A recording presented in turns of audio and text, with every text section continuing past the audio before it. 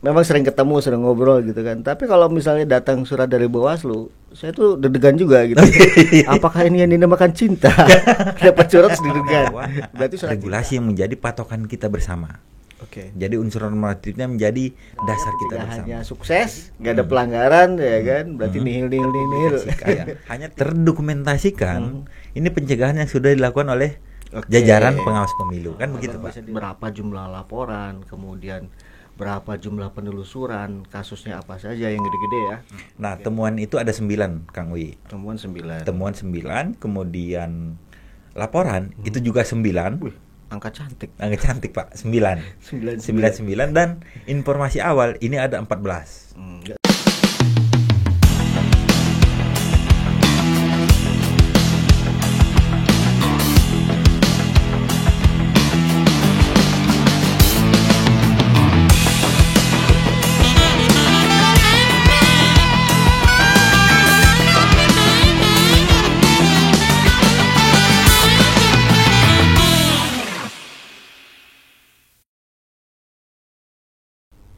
Oke, ketemu lagi teman-teman pemilih dengan podcast KPU Kabupaten Cirebon. Kali ini walaupun hajatan puncak gelaran pilkada sudah selesai, tapi kita masih belum tuntas. Nah, ini kebetulan tamunya relate banget sama tema yang akan kita bahas kali ini. Siapa beliau? Sama-sama penyelenggara. Oke, kita sambut Bang Ucok alias nama lengkapnya adalah Bapak Sadarudin Parapat SH, Ketua SPD. Bawaslu. Sorry. SPD Kang. Salah ya. SH-nya masih calon. Oh iya. Baru iya. calon. Masih menjalani proses. Masih menjalani Oke, proses. saya ulang berarti. Mari kita sambut Bapak Sadarudin Parapat SPD, Siap. Ketua Bawaslu Kabupaten Cirebon. Oke, selamat datang Bang Ucok. Boleh saya panggil Bang Ucok atau Bang Udin? Kedua-duanya boleh Kang. Salah satu boleh. Mana yang lebih senang aja? Saya kalau aslinya Bang Ucok kan, karena dari Sumatera kan. Tapi Betul. ketika di Cirebon, saya dengar sudah punya nama baru ya, Bang Udin. Betul. Kang Udin. Kang Udin. Biar lebih membumi gitu ya. Sama konteks Cirebon. Iya. Oke, selamat datang Bang Ucok aja ya saya panggil ya, lebih enak karena dari dulu juga saya panggilnya Bang Ucok. Siap. Oke, selamat datang Bang Ucok. Gimana kesannya di podcast ini? Podcastnya keren. Oke, terima Keren. kasih. Ini menjadi motivasi buat kami ya untuk bisa tampil lebih bagus lagi nantinya. Ini teman pemilih, beliau ini adalah komisioner Bawaslu Kabupaten Cirebon yang ini sudah masuk periode kedua. Betul, periode kedua. Atau kalau di kalangan penyelenggara namanya kelas 2 ya. Kelas 2. Kelas 2. Kelas 2 atau kelas terakhir ya. Iya, kelas Karena terakhir. habis ini tidak bisa lanjut di kabupaten, harus naik ke provinsi ya, Pak. Ya, pilihannya itu atau bisa geser ke KPU. Gitu ya. Iya. Ya. Nanti kita ngobrol lagi lah masalah ini. Ya. Kalau geser menggeser nanti gampang. Enakan naik, Pak. Iya, betul. Biar kita saingannya kurang. Kenapa? Oke, Bang Ucok, ini kan kita udah selesai nih di Pilkada 2024 kemarin 27 November 2024 kita sudah menyelenggarakan tahapan pemungutan dan penghitungan suara dan tanggal Desember awal kemarin tanggal 5 ya kita sudah menetapkan hasil rekapitulasinya ya, Nah, boleh tahu nggak Pak, sejauh ini ada catatan-catatan khusus nggak? Karena begini, dari pilkada ke pilkada ini kita sama-sama tahu bahwa Kabupaten Cirebon selalu ada catatan merah gitu ya, selalu masuk ke indeks kerawanan, tingkat kerawanannya tinggi gitu ya. Untuk kali ini Pilkada 2024 ini sejauh mana Pak dari sisi kerawanan? Apa yang menjadi catatan-catatan dari Bawaslu Kabupaten Cirebon sendiri? Oke, terima kasih Kang Wi. Ini sahabat lama saya, Kang Wi. Siap. Akhirnya menjadi KPU Kabupaten Cirebon. Siap. Pertama begini, memang untuk konteks pilkada ini kita kalau berdasarkan penyusunan kerawanan yang disusun oleh Bawaslu, kita masuk urutan ke-71 kabupaten kota senasional untuk rawan. Tahun yang pilkada sekarang 2024 ini 2024. 70 urutan ke-71 untuk kabupaten kota seluruh Indonesia. Oke. Nah, tapi saya perlu flashback bahwa kalau di pemilu 2024 kemarin kita masuk urutan ke-26 se-Indonesia kabupaten kota. Jadi jauh sekali ya?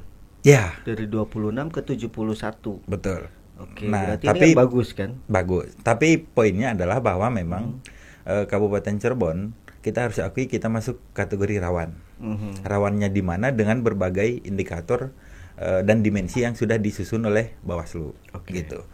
Nah, terkait dengan pelaksanaan pilkada yang baru sudah selesai kita laksanakan, penetapan meskipun ini belum berakhir tahapan pilkadanya, tapi ada beberapa catatan yang perlu kami sampaikan dari perspektif Bawaslu. Ini mulai dari proses pelaksanaan sampai dengan proses tahapan ya, sampai dengan pada hari H.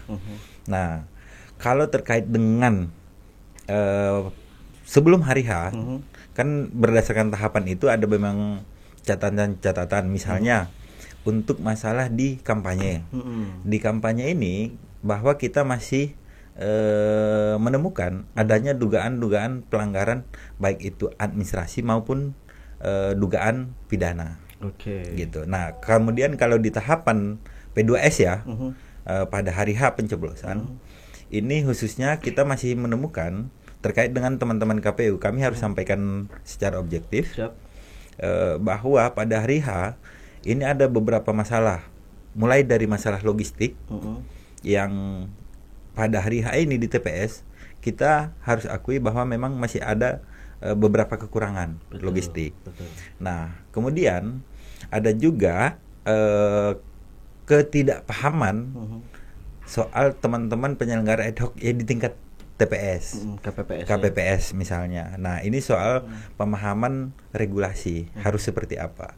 Nah, ini menjadi catatan penting untuk kita sebagai penyelenggara, khususnya teman-teman KPU, bagaimana proses pelaksanaan pemilu ataupun kedepannya ini harus lebih diperbaiki lagi. Oke. Gitu, mulai dari distribusi, logistik, kemudian sampai masalah pemahaman teman-teman KPPS. Kapasitas ya. Betul, kapasitas. Jadi tidak ada salahnya kemudian ke depan misalnya ketika teman-teman ad hoc ini sudah terbentuk, nah intensitas untuk peningkatan pemahamannya ini lebih ditinggikan, Intensifkan lagi ya. diintensifkan Siap, lagi. siap. Seperti itu mungkin Oke. Kang.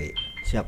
Kita fokus ke kerawanan dulu deh. Oke. Ya kan? Kalau nanti yang itu nanti kita bahas belakangan ya. Oke. Kalau dari sisi kerawanan ini Pak, dibanding dengan pilkada sebelumnya ya, biar apple to apple ya. Dulu kan pernah ada kasus perusakan, kemudian yang 2018 juga di Bawaslu juga ada insiden ya kan 2018. Nah, kalau yang sekarang untuk pilkada sendiri dari sisi catatan merahnya itu ada insiden tertentu nggak Pak? Kalau dalam konteks kerawanan itu masuk kategorinya dimensi sosial politik ya. Oke. Nah, itu masuk kategori dimensi sosial politik terkait dengan apa yang disampaikan Kang Wi tadi yang kejadiannya di tahun 2018. Ya. Nah, alhamdulillah pada pelaksanaan pilkada kali ini dimensi sosial politik itu bisa kemudian kita minimalisir. Clear berarti ya? Ya. Nggak ada catatan ya? Kalau untuk dimensi sosial politik dengan indikator misalnya perbandingannya adalah ketika pilkada di 2018. Betul. Nah, di pilkada sekarang sejauh ini nggak ada terjadi ya, belum ada terjadi ya, mudah-mudahan nggak ada seperti yang terjadi di 2018. Karena misalnya belum tuntas juga belum kan? tuntas juga ini kan, Belum tuntas, misalnya ya. pengerusakan gitu kan. Nah, alhamdulillah sampai sejauh ini untuk di bawah Hulu Kabupaten Cirebon itu belum ada gitu. Mudah-mudahan nggak, Ya. jangan sampai ada, Kang. Ya, ini kan udah Gitu. di ujung nih, tinggal dikit lagi. Betul. Mudah-mudahan semuanya kondusif lah. Betul. Dari sisi demo ya, demo juga kan nggak ada kan? Ya. Beda dengan 2018. Betul, Ya betul. memang demo juga bukan salah satu sisi karena itu kan ekspresi dari pengungkapan pendapat masyarakat ya. Betul, betul. Tapi sejauh ini kan belum ada ya. Ya, belum ada. Kemarin tidak ada ya. Kemarin memang belum ada. Mudah-mudahan sampai tuntas juga selesai kita ya. Ya. Nah, artinya kan masyarakat Cirebon dengan demikian bisa disimpulkan sedikit ya Jadi lebih dewasa menyikapi eskalasi yang ada gitu kan. Betul. Oke. Dari sisi Bawaslu melihat sendiri dari apakah ini keberhasilan pendidikan politik dari partai atau memang karena masyarakat Kabupaten Cirebon sudah semakin dewasa dalam menyikapi perbedaan ataupun mengatasi masalah, atau seperti apa nih? Analisa lebih mendalam lagi. Kalau saya berpendapat bahwa ini memang peran kita semua ya. Oke. Mulai dari penyelenggara, mau KPU ataupun Bawaslu, kemudian dari sisi peserta, dalam hal ini misalnya partai politik sebagai pengusul calon, ataupun kontestan itu sendiri, para kontestan. Paslon. Nah, ditambah dengan keberadaan dari teman-teman organisasi-organisasi kemasyarakatan. Ini sangat berperan penting dalam menciptakan realitas politik pilkada yang sejauh ini masih sangat lancar dan kondusif. Nah, saya pikir semua pihak ini berperan gitu, punya kontribusi masing-masing. Mungkin juga ada yang bilang bahwa ini adalah imbas dari karena keserentakannya itu loh. Jadi tidak ada daerah yang kemudian jadi fokus perhatian betul-betul. Seperti di kemarin wilayah 3 Cirebon kan pisah-pisah, antara Indramayu periodenya beda dengan Kabupaten Cirebon. Betul. Dan seterusnya. Mungkin efek dari keserentakan juga mungkin ya. Artinya gini, fokus dari masyarakat kita sendiri maupun masyarakat luar Cirebon juga kemudian masing-masing udah sibuk dengan urusannya sendiri kan gitu. Betul. Karena serentak gitu ya.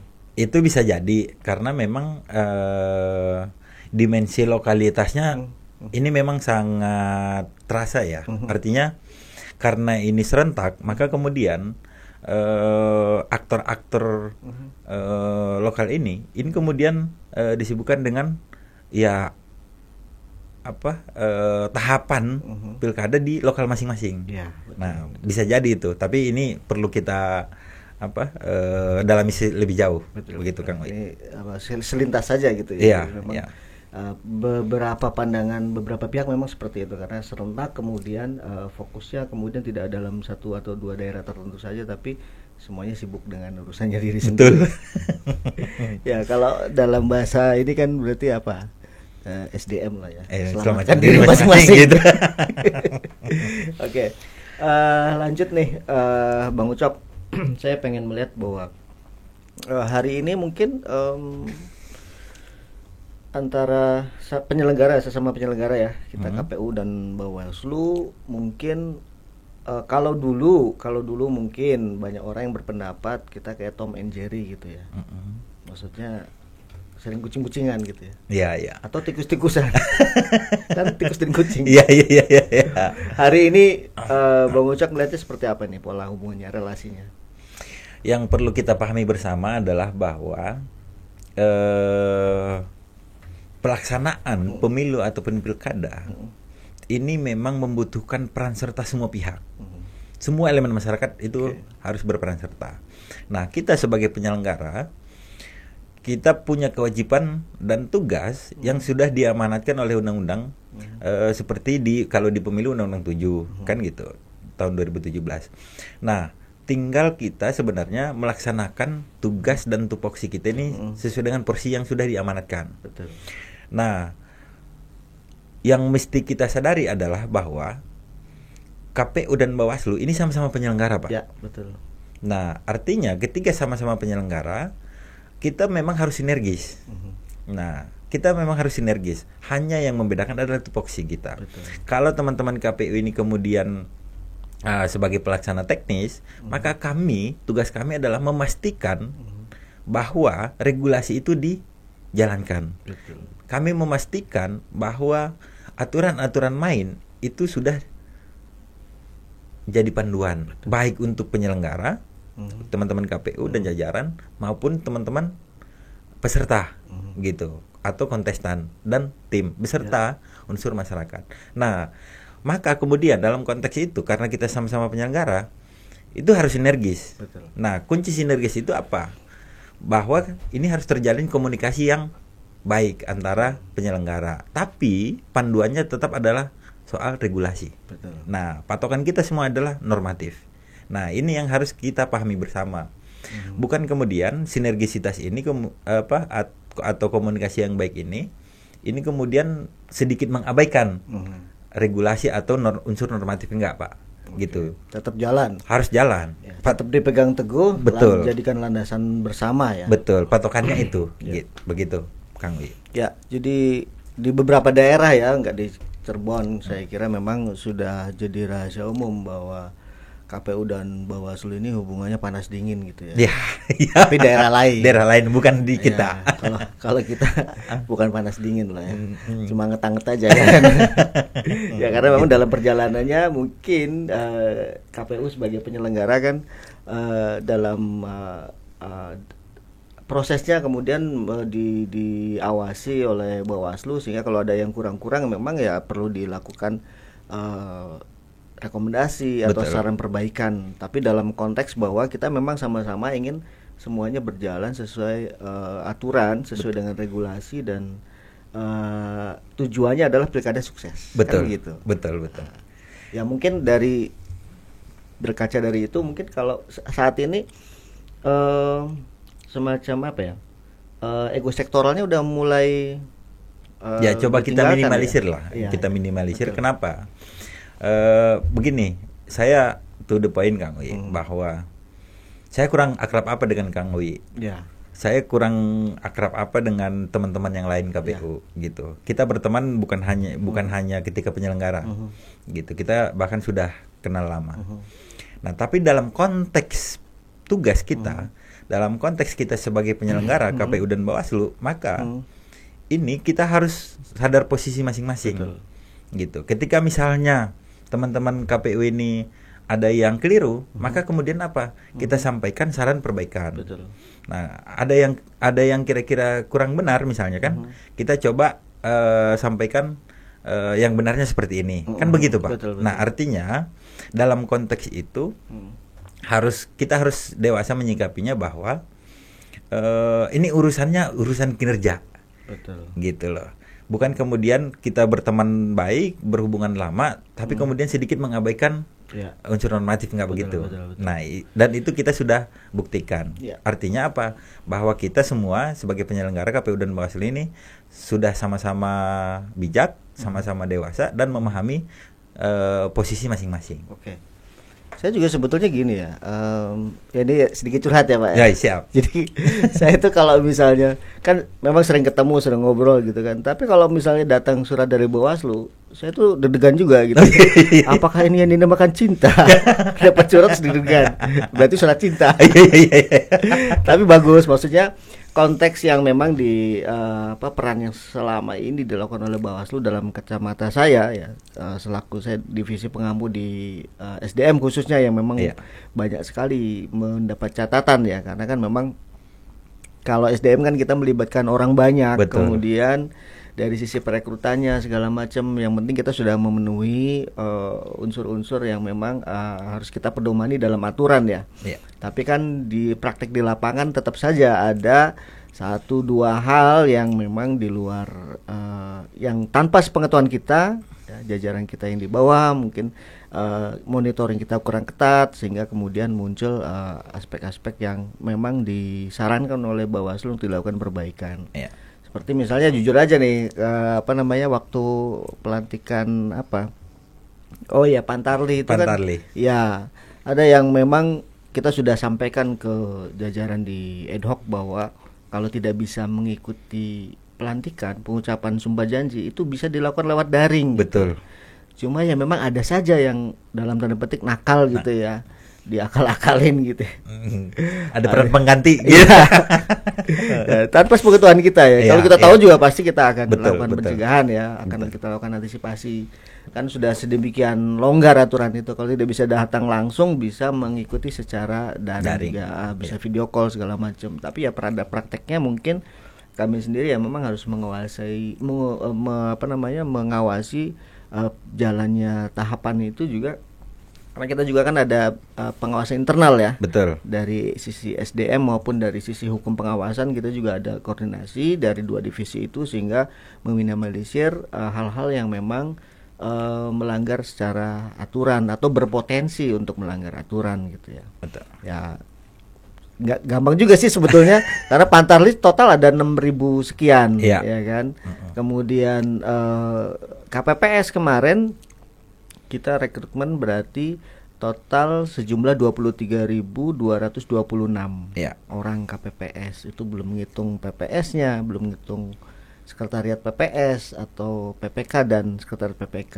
Ya, jadi memang problem di kita adalah dari sisi jumlah kecamatannya banyak, betul. kemudian jumlah pemilihnya juga 1.744 gitu kan. Ini setara dengan DPT-nya provinsi di luar Jawa ya. Ya, bukan curhat sih, tapi ya bukannya sama-sama yang 5 kecamatan. Nah, maka Kang Wi, bagi saya dalam konteks itulah kita sebagai penyelenggara KPU dan Bawaslu ini harus sinergis di semua jajaran. Oke. Di semua jajaran. Semua lini ya. Semua lini, semua Oke. tingkatan. Iya. Nah, tingkat kecamatan sampai tingkat PTPS. Nah, tapi tetap panduannya adalah bahwa regulasi yang menjadi patokan kita bersama. Oke. Jadi unsur normatifnya menjadi dasar kita bersama. Ya. Sehingga dalam proses pelaksanaan itu, adapun masalah-masalah di lapangan misalnya atau di semua tingkatan, kita tinggal komunikasikan, Oke. kemudian tinggal dicari solusi kalaupun ada masalah. Ya. Nah, adanya solusi ini kan akan tercipta ketika misalnya sesama penyelenggara ini sinergis dan Betul. punya komunikasi yang baik gitu, tapi tanpa kemudian melanggar Ya. norma. Betul. Nah, itu Kang Wi.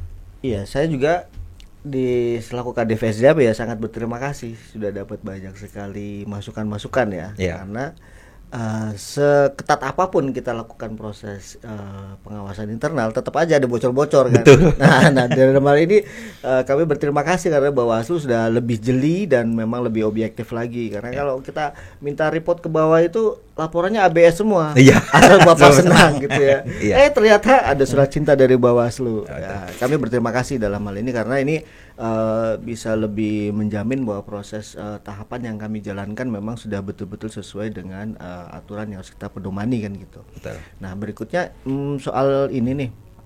Tadi kan semua lini ya, jadi dimulai dari jajaran Bawaslu dan KPU-nya, PPK dengan Panwascam, Betul. kemudian PPS dengan PKD, KPPS dengan PTPS kan gitu. Nah ini kemudian yang dirasakan teman-teman dari Bawaslu, kalau dari sisi jumlah nih ya, ini kan memang berbeda jauh nih Pak. Betul.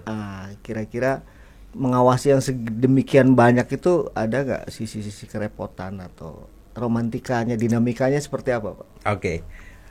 Perlu kami sampaikan Kang Wi bahwa Bawaslu itu salah satu tugasnya adalah melakukan pengawasan. Nah, pengawasan ini ada pengawasan secara langsung atau kalau lebih populernya itu melekat. Tapi sebenarnya istilah lebih pasnya itu adalah pengawasan secara langsung. Yeah.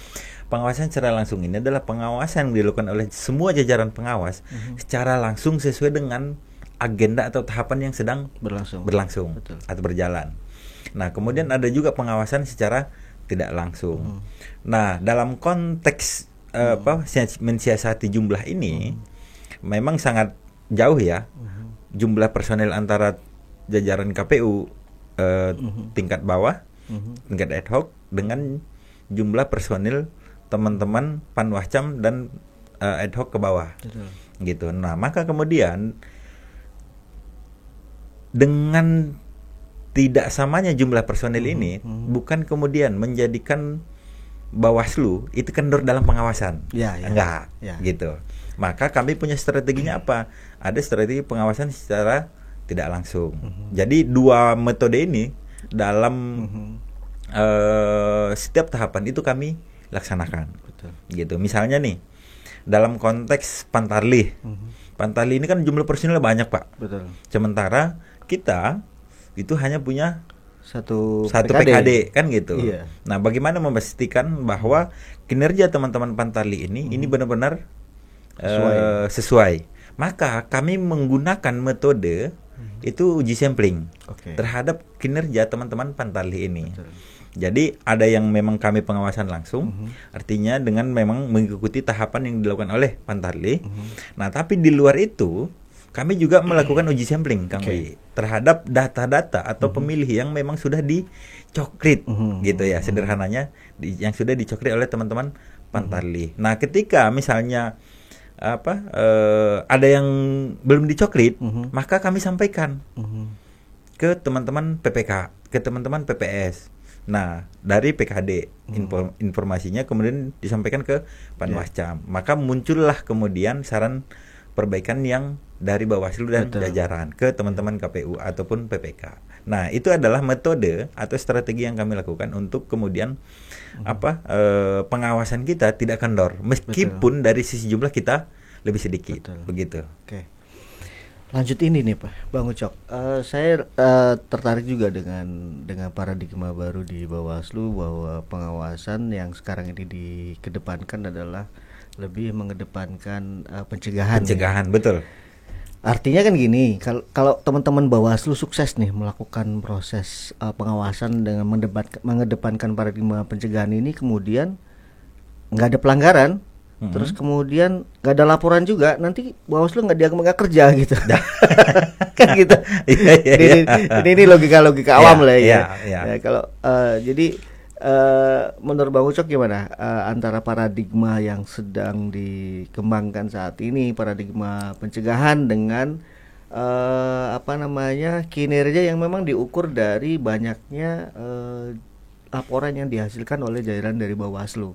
Oke. Pertama begini, Kang Wi, bahwa memang Bawaslu hari ini mengedepankan pencegahan. Pencegahan yang kita lakukan ini itu bisa sebelum tahapan atau ketika tahapan. Misalnya bentuk pencegahan yang kami lakukan adalah kami mengirimkan himbauan ke para pihak, baik itu KPU, ya saya pikir Kang Wi sudah beberapa kali lah baca himbauan dari kita. Sudah. Nah kan gitu. Kemudian ke para peserta juga. Sudah kami balas juga kok himbauan. Sudah dibalas juga. Gitu. Nah, lanjut ke peserta juga ya. Ke peserta juga, termasuk ke para tim kampanye. Ya, termasuk ke stakeholder yang lain. Misalnya ke Pemda, ini terkait dengan netralitas, kemudian ke para TNI Polri juga. TNI Polri itu kita sampaikan pencegahan dalam bentuk himbauan untuk mengingatkan bahwa ada norma-norma yang harus dipahami kemudian diikuti oleh semua pihak gitu. Nah, itu adalah upaya pencegahan yang kami lakukan. Termasuk di hari H, termasuk misalnya di hari bukan di hari H ya, termasuk misalnya di tahapan kampanye ataupun tahapan yang lain, ketika kami melakukan pengawasan langsung itu, nah ada hal yang kemudian agak sedikit tidak sesuai dengan regulasi, maka langsung disampaikan oleh semua jajaran pencegahan di tempat. Itu boleh, dan itu memang kami punya tugas untuk melakukan pencegahan itu, agar apa ini tidak terjadi pelanggaran gitu. Misalnya contoh, ada peserta atau tim yang melakukan kampanye, tapi kemudian tidak disertai dengan administrasi yang sudah ditempuh dalam bentuk misalnya STTP ya. Gitu. Itu kan pemberitahuan. Betul. Nah, kemudian ada kampanye. Nah, kami sampaikan himbauan di saat itu juga. Kami tanyakan pemberitahuannya ada atau tidak. Gitu. Ketika misalnya tidak ada, maka kami sampaikan. Gitu. Ini memang prosedurnya harus ada. Kalau dia tidak ada tapi tetap dilaksanakan, ini nanti bisa menjadi pelanggaran. Betul. Gitu. Nah, itu adalah contoh-contoh pencegahan yang kami lakukan, bukan hanya bersurat tapi kemudian di lapangan pun. Nah, kami melakukan pencegahan secara direct ya, secara langsung. Nah, sehingga nanti ini adalah upaya kita untuk meminimalisir terjadinya pelanggaran-pelanggaran. Meskipun kita sudah maksimal melakukan pencegahan, tapi tidak menjadi jaminan bahwa tidak ada pelanggaran. Begitu, Pak. Betul. Jadi kalau tetap ada lah ya.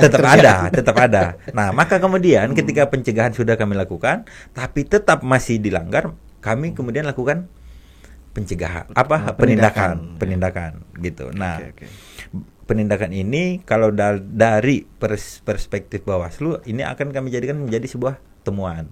Kalau dari masyarakat kemudian ini menjadi laporan. Gitu, ataupun informasi awal. Jadi saya pikir kembali lagi tadi ya logika itu kalau nggak ada pelanggaran berarti Bawaslu tidak bekerja. Nah, saya balik Kang Wi, gitu. Saya balik bahwa apa? Ketika minim pelanggaran, artinya pencegahannya maksimal. Ya, sukses lah ya. Sukses berarti. Kan gitu logikanya, Pak. Betul. Gitu. Oke. Nah, karena pencapaian kinerja kita selama ini kan selalu diukur oleh angka kan gitu. Betul. Ya ini apa namanya? Norma yang biasa dipakai gitu ya. Betul. Tapi ya bagus kalau misalnya pencegahannya sukses, nggak ada pelanggaran ya kan, berarti nihil. Ya, hanya tinggal ini memang harus juga tersampaikan, terpublikasikan, terdokumentasikan. Ini pencegahan yang sudah dilakukan oleh jajaran pengawas pemilu, kan begitu Pak. Bisa dilakukan proses checks and balances ya dari masyarakat juga ya. Betul. Oke, setelah ini kita break dulu. Kita akan bincang-bincang lagi lebih ke apa ya? Kita main angka sekarang, statistik. Nah, nanti kita pengen tahu nih laporan-laporan yang masuk ke Bawaslu, kemudian apa yang sudah dihasilkan, apa yang sudah diputuskan, berapa segala macam. Nah, mungkin sudah bawa data-datanya, nanti kita akan bedah lagi setelah kita selesai yang satu ini. Oke.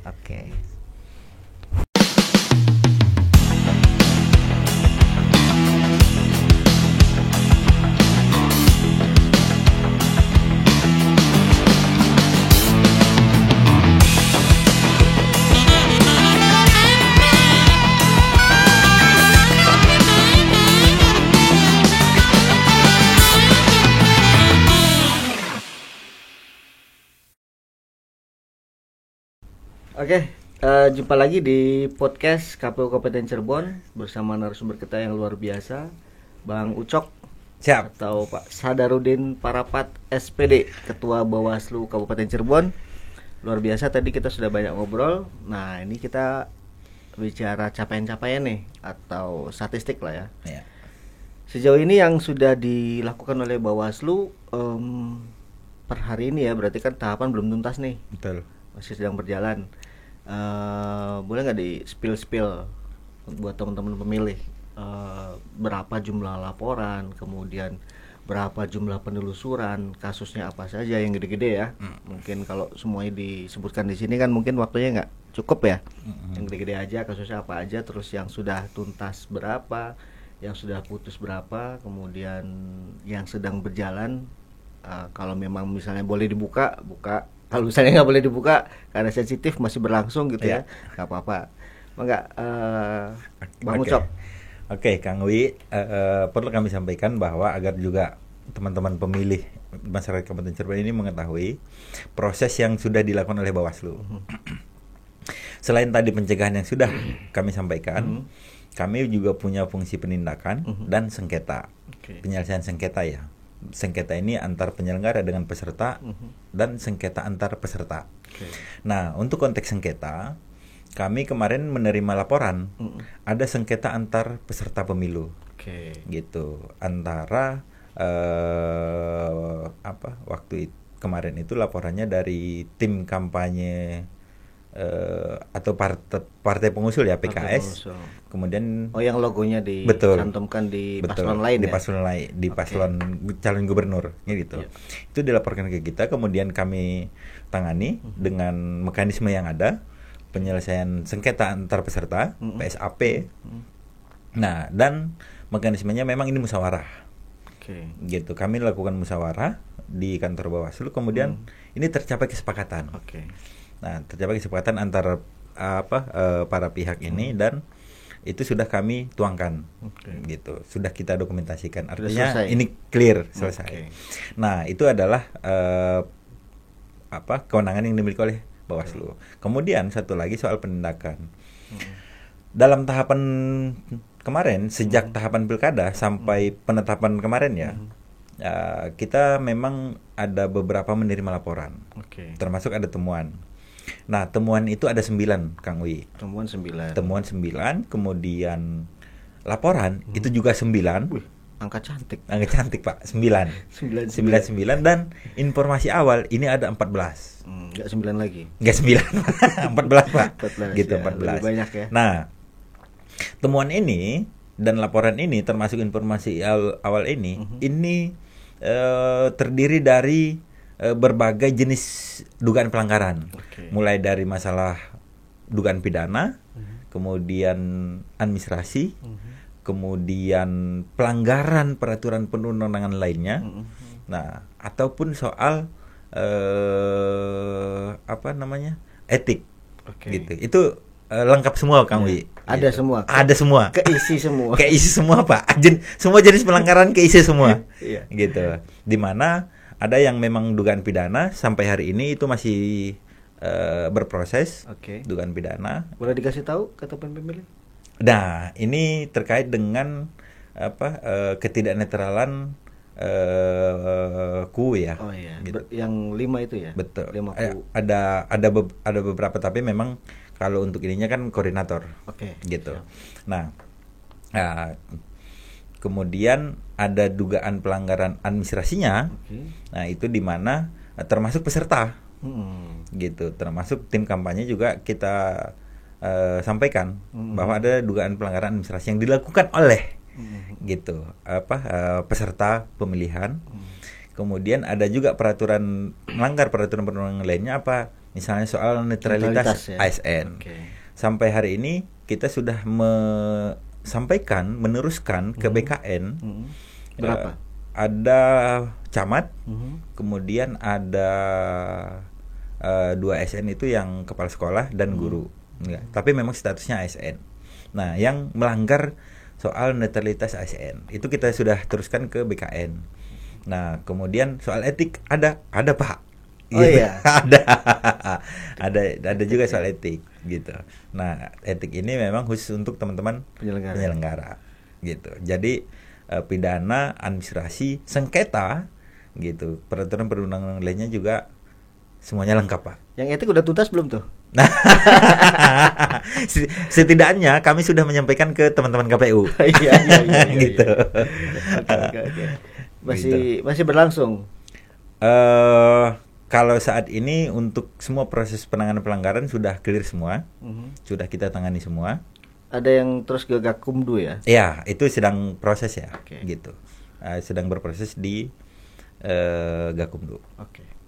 Ya mudah-mudahan apapun yang terjadi kita pengen bahwa Kabupaten Cirebon kondusif lah ya. Betul. Kondusif, dan saat ini juga kan masih di ujung, kita juga masih menunggu pemberitahuan dari MK. Betul. Apakah berlanjut atau tidak, ya, yang menjadi ketidakpuasan untuk perselisihan ya. Betul. Perselisihan. Nah, itu kan merupakan merupakan hak dari para peserta untuk kemudian salurannya ranahnya memang ke ranah MK gitu. Jadi lebih suka ada gugatan apa lebih suka ada demo? Kalau demo kan berarti bukan salurannya kan, salurannya ke MK kalau hasil. Ini bukan soal suka atau tidak suka Kang Wi. Karena nggak bisa milih. Yang lebih disukai gitu. Karena nggak bisa milih. Gitu. Nah, tapi setidaknya dalam proses pemilihan kepala daerah ini, pilkada ini, terkait dengan tupoksi kita laksanakan secara maksimal. Betul. Nah, yang harus kita pahami bersama, apalagi khususnya teman-teman pemilih, gitu, masyarakat Kabupaten Cirebon, bahwa pemilu pilkada kan bukan hanya kali ini, Pak. Oke. Nah, tapi kan ini akan terus berlanjut, apalagi di pemilu. Maka kemudian kita berharap bahwa ke depan ada perbaikan-perbaikan dalam proses pelaksanaan pemilu ataupun pilkada ke depannya. Gitu. Kualitasnya lebih baik. Kualitasnya lagi, lebih Betul. baik. Misalnya untuk teman-teman ASN, TNI Polri, kemudian KU dan perangkat desa, ini memang harus netral. Maka harapan kita bersama adalah ke depan ini hal-hal yang menyangkut dengan teman-teman yang sudah saya sebutkan tadi, ini nggak ada masalah lagi, gitu. Nah, kenapa? Karena memang kita sebagai pelaksana regulasi, pelaksana undang-undang, aturannya, undang-undangnya sudah jelas menyatakan harus netral, ya udah sudah, itu jadi patokan, ya udah kita netral aja, kan begitu Pak. Nah, mungkin ini kalau nggak main-main pinggir jurang nggak seru kali. tapi kan main-mainnya jangan melanggar aturan, Kang Wi. Kan begitu Pak. Pinggir jurang kan ngeri-ngeri sedap. Iya. Oke, aturannya sudah jelas padahal ya, tapi Betul. tetap ya yang namanya pelanggaran ya memang sudah harus ditangani juga. Betul. Kemudian biar semuanya ada kepastian hukum kan. Betul. Nah, makanya tadi kan saya sampaikan bahwa ketika upaya pencegahan kita sudah maksimal, tidak menjadi jaminan bahwa tidak ada dugaan pelanggaran. Tetap aja. Tetap ada. Namanya orang. Begitu Pak. Iya. Maka ketika terjadi dugaan pelanggaran, disitulah kami melaksanakan tugas kami, kewenangan kami untuk melakukan penindakan, penanganan pelanggaran. Betul. Sederhananya begitu.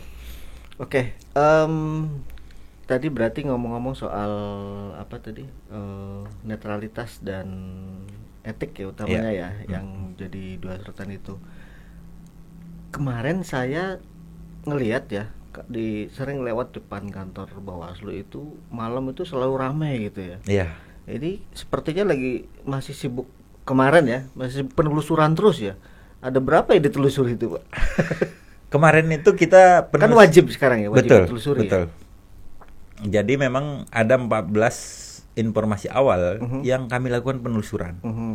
Gitu. Sampai muara, sampai selesai finish, ada yang semua berhenti atau ada yang sudah? Nah, tergantung hasil penelusuran ini. Oke. Karena kan begini, penelusuran ini tidak kemudian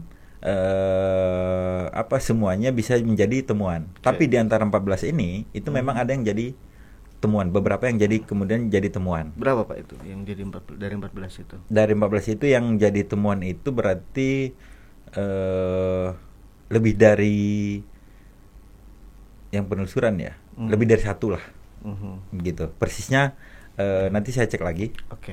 Tapi di antara 14 yang kami telusuri ini ada yang kami jadikan sebagai sebuah temuan. Berlanjut ya. Dan berlanjut. Oke. Begitu. Termasuk yang Gakumdu itu yang berlanjut ya. Iya, itu hasil penelusuran. Oke, siap. Nah, boleh nggak dikasih tahu ke teman pemilih ini rilis yang didapat, yang di apa namanya, kinerja dari Bawaslu soal penanganan pelanggaran, pencegahan, kemudian statistik segala macam itu bisa didapatkan di mana informasinya, Pak? Itu bisa didapatkan di ketika teman-teman ingin mengetahui terkait dengan kinerja yang sudah dilakukan oleh Bawaslu, bisa kemudian mendatangi kantor Bawaslu Kabupaten Cirebon, yang di depan persis kantor kelurahan ya, gitu. Oh, yang Perbutulan ya? Perbutulan, betul, ke depan kelurahan Perbutulan, atau bisa mengikuti akun-akun media sosial Bawaslu Kabupaten Cirebon, baik di Instagram maupun di Facebook ataupun di website, begitu. Jadi informasi-informasi ini sudah tersampaikan juga ya, tinggal masyarakat bisa memantau. Betul. Karena kan Bawaslu juga ada yang memantau, Pak ya. Nah, banyak Pak. Kita banyak yang mantau. Boleh KPU. Apalagi KPU. Gitu. Ya, jadi ya memang kita terima kasih sekali nih dengan proses-proses yang dilakukan oleh Bawaslu, memang sangat membantu kami. Kita anggap sebagai sebuah masukan terkait dengan rekomendasi, saran, betul, perbaikan ya. Paradigma kita, point of view kita, sudut pandang kita adalah bahwa itu adalah untuk kemajuan bersama, kan? Untuk perbaikan ke depan, bukan sama sekali juga kita tidak, jadi kami jajaran KPU juga tidak menganggap itu sebagai sesuatu yang mengancam eksistensi segala macam, enggak. Jadi kami memang justru berterima kasih atas peran yang sudah dilaksanakan oleh Bawaslu selama ini. Mudah-mudahan ke depan kita bisa lebih sinergis lagi. Amin. Harus kan? Ya, ini kan kita masih belum tuntas nih. Belum. Mudah-mudahan selesai semua dan nanti di pemilu 2029 nanti kita bisa lebih oke lagi. Lebih dahsyat lagi. Iya. Bisa menyelenggarakan lebih berkualitas, berintegritas dan seterusnya. 2009 masih, Pak? 2029 sepertinya di tahapan awal mungkin masih. Oh ya, karena berhenti di bulan Agustus ya. Agustus 2028 ya. Gitu. Tapi begini Kang Wi, bahwa kita sudah punya referensi terkait dengan pelaksanaan pemilu. Di pemilu 2004 kemarin, apakah tidak banyak masalah di Kabupaten Cirebon? Banyak, Pak. Masalah banyak. Tapi kemudian masalah-masalah itu kita selesaikan, kita tangani, gitu, dengan baik, dengan panduannya adalah regulasi sesuai dengan aturan yang berlaku. Betul. Sehingga di 2024 pemilu kemarin kita memangnya saya sampaikan saya merasa sangat senang pelaksanaan pemilu di kita tergolong kondusif, lancar jaya. Meskipun banyak masalah, gitu. Tapi kan masalah itu kemudian kita tangani dengan baik, sehingga masalah-masalah yang ini bisa terselesaikan dan kemudian tidak menimbulkan dampak yang lebih besar, gitu. Dampaknya misalnya apa? Ketika misalnya para pihak ini di konteks di pemilu 2004 ya, ketika ada para pihak yang tidak puas, gitu kan, maka salurannya kemana? Ke MK, Pak. Betul. Ke Mahkamah Konstitusi. Tapi kemudian di pemilu kemarin kita nggak ada ke MK. Nggak ada ya. Gitu. Nah, kenapa saya kalau pendapat saya ini berkat dari apa? Kerja-kerja yang sudah kita lakukan sebagai penyelenggara KPU ataupun Bawaslu, dan poin pentingnya adalah penyelenggara ini sinergis. KPU dan Bawaslu sinergis, tapi tetap patokannya dasarnya adalah soal regulasi. Betul. Gitu. Kenapa Kang Ui? Saya masih ingat mantan Kapolresta Cirebon ini menyampaikan gitu bahwa benteng terkuat kita adalah bekerja sesuai dengan regulasi. Gitu. Betul. Itu adalah pelindung terkuat kita.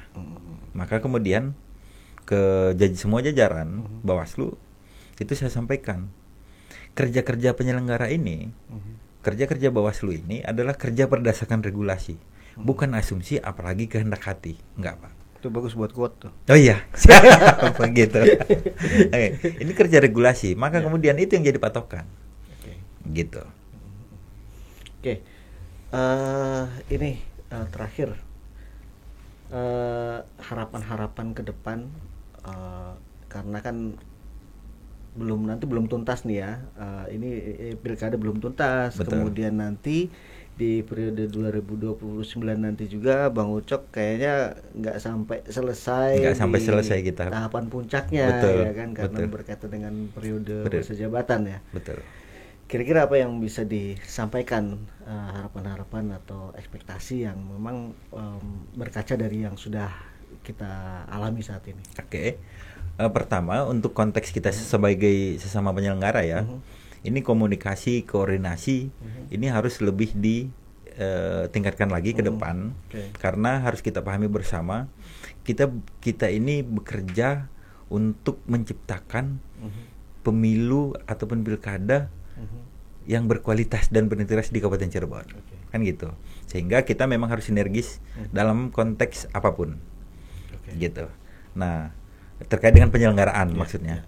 Nah, kemudian kalau untuk teman-teman pemilih masyarakat Kabupaten Cirebon, harapan saya adalah mari kita ikuti, kita berkontribusi dalam proses pelaksanaan pemilu ataupun pilkada. Teman-teman pemilih, kontribusi atau perannya bukan hanya ketika datang ke TPS.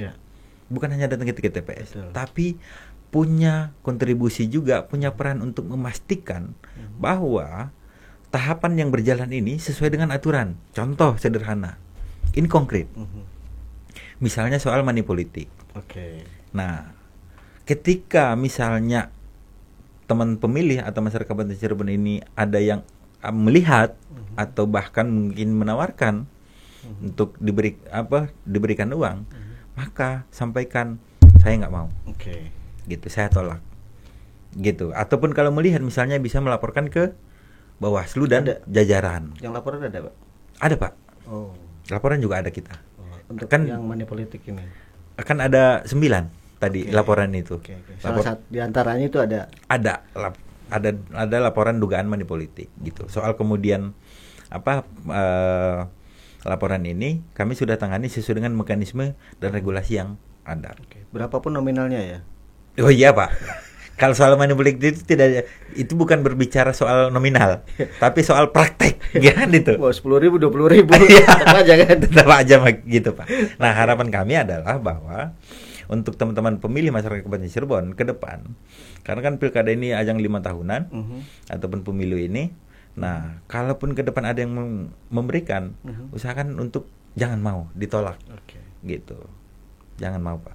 Dan laporkan ke Bawaslu Kabupaten Cirebon beserta jajaran ke bawah. Siap. Oke. Begitu Kang Wi. Siap, terima kasih. Ini sebetulnya masih banyak yang menggelitik saya untuk saya tanya. Iya. Tapi satu lagi Kang Wi.